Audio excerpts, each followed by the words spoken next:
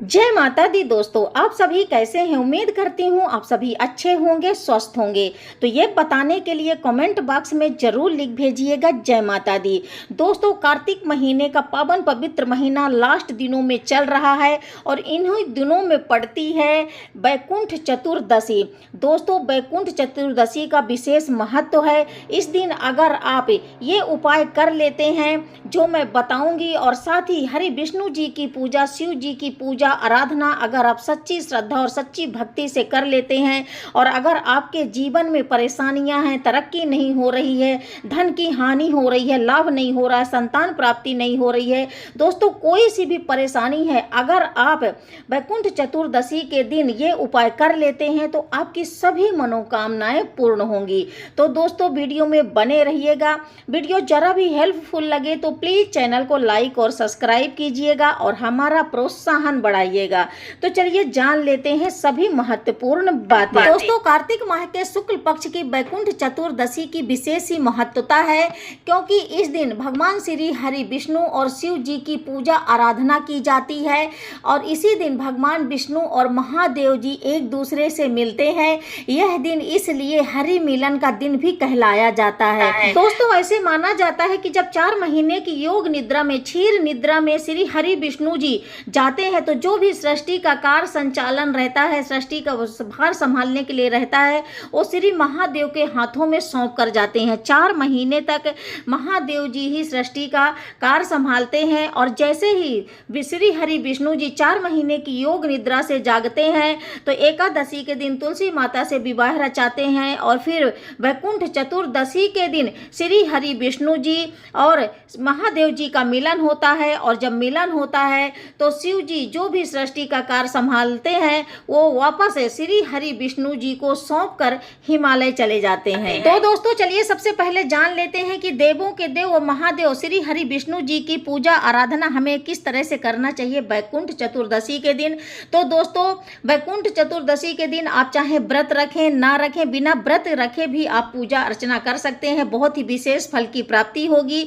सच्ची श्रद्धा से जरूर पूजा कीजिएगा। सामग्री में मत ध्यान दीजिएगा, सामग्री कम ज्यादा चलती है।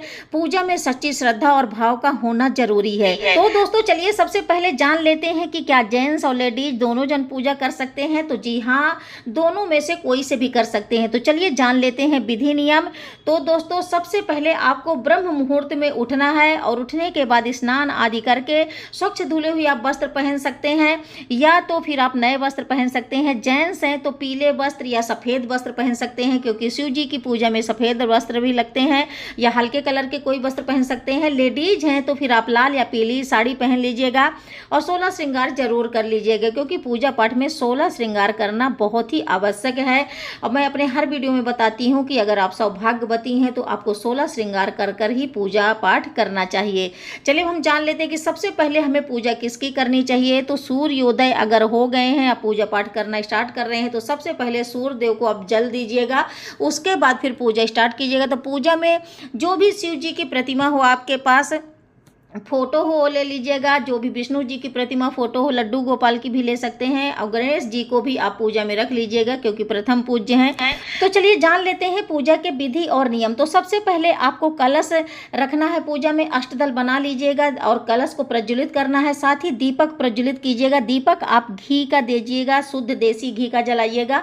उसके बाद सबसे पहले गणेश पूजन कीजिएगा, प्रथम पूज्य हैं। उसके बाद फिर आप शिव जी की पूजा कीजिएगा। शिव जी की पूजा आपको अभिषेक करना है, दूध में केसर डाल के, थोड़े से फूल डालकर, और जब आप अभिषेक करें तो इस मंत्र का जाप करें 108 बार।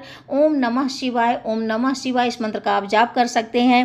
और फिर सभी सफ़ेद चीज़ें चढ़ाइएगा, सफ़ेद फूल, सफ़ेद मिठाई, सफ़ेद जनेऊ, सभी चीज़ें जो हैं सफ़ेद चढ़ती हैं शिव जी को। और आज के दिन शिव जी को बेलपत्र नहीं चढ़ाना है, आपको तुलसी चढ़ाना है, इस बात का ध्यान दीजिएगा। जब आप श्री हरि विष्णु जी की पूजा स्टार्ट करें तो पंचामृत जरूर बनाएं और और उसमें तुलसी दल जरूर अर्पित करें, फिर उनका अभिषेक करें। और जब विष्णु जी का आप अभिषेक करें तो इस मंत्र का 108 बार जाप जरूर करें।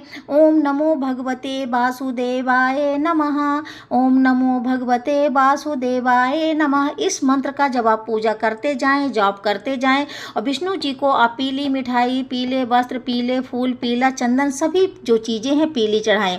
हो सके तो अगर आपको कमल का फूल मिल जाता है आज तो ज़रूर अर्पित करें विष्णु जी को और शिव जी को, क्योंकि ऐसा माना जाता है कि वैकुंठ चतुर्दशी के दिन कमल का फूल अगर आप विष्णु जी को अर्पित करते हैं तो आपको मोक्ष की प्राप्ति होती है। पूजा होने के बाद धूप दीप दिखाने के बाद आपको आरती जरूर करना है। और ऐसा माना जाता है कि वैकुंठ चतुर्दशी के दिन शिव जी और विष्णु जी की पूजा मध्य रात्रि में अगर की जाए तो उसकी विशेष फल की प्राप्ति होती है। तो अगर आप करना चाहें तो मध्य रात्रि में आप पूजा कर सकते हैं।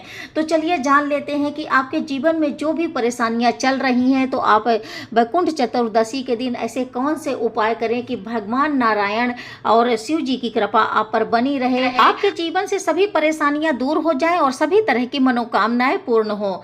तो दोस्तों नंबर 1, ऐसा माना जाता है कि अगर आप वैकुंठ चतुर्दशी के दिन शिव जी को तुलसी अर्पित करते हैं और भगवान विष्णु जी को बेलपत्र अर्पित करते हैं तो आपके जीवन के सारे कष्ट दूर हो जाते हैं, सभी मनोकामनाएं पूर्ण होती हैं।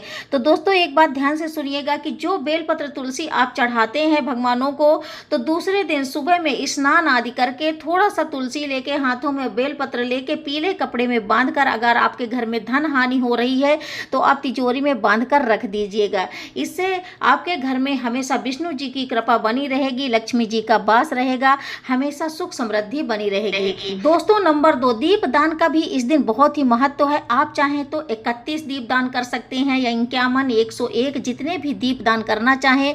और ऐसा माना जाता है कि अगर आप नदी तालाब किनारे जाके दीप दान करते हैं, किसी मंदिर में, गौशाला में, पीपल के पेड़ के पास, तुलसी के पास, तो बहुत ही विशेष फल की प्राप्ति होती है।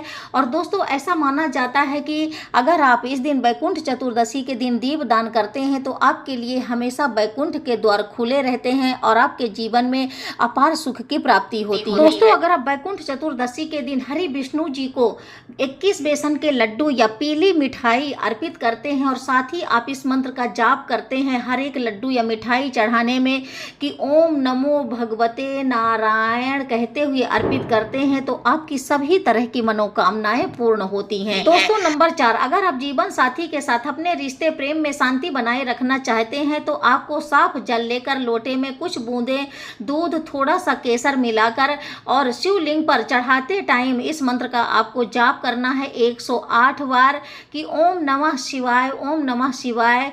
ऐसा करने से आपके जीवन साथी के साथ आपके रिश्ते प्रेम में शांति बनी रहती है। दोस्तों अगर आप अपने जीवन में धन धान और भौतिक सुखों की बढ़ोतरी करना चाहते हैं तो वैकुंठ चतुर्दशी के दिन शिव मंदिर जाकर पहले शिवलिंग का जलाभिषेक करें और फिर भगवान को धतूरा और भांग चढ़ाएं, साथ ही कनेर का पुष्प भी अर्पित करें वैकुंठ चतुर्दशी के दिन। ऐसा करने से आपके जीवन में धन धान भौतिक सुखों की बढ़ोतरी होती है। नंबर 6, वैकुंठ चतुर्दशी पर अगर आप भगवान विष्णु के नाम के तुलसी की 108 दाने की माला से जपते हैं कि ओम नमो भगवते वासुदेवाय नमः, सच्चे मन से आराधना करते हैं तो आपके जीवन में चल रहे सभी कष्ट मिट जाएंगे और आपको नारायण की कृपा, उनकी परम भक्ति प्राप्त होगी और अंत में वैकुंठ धाम में निवास मिलेगा। तो दीप दान जरूर कीजिएगा। दीप दान करने से बहुत ही पुण्य फल की प्राप्ति होगी। दीप दान आप कितने दान कर सकते हैं तो 31, 51, 108 दीप दान कर सकते हैं। आप चाहे जितने भी दीप दान कर सकते हैं आपकी इच्छा के अनुसार। और आप दीप दान घर से लेके मंदिर, गौशाला, नदी तालाब के किनारे जाके कर सकते हैं, बहुत ही विशेष फल की प्राप्ति होती है।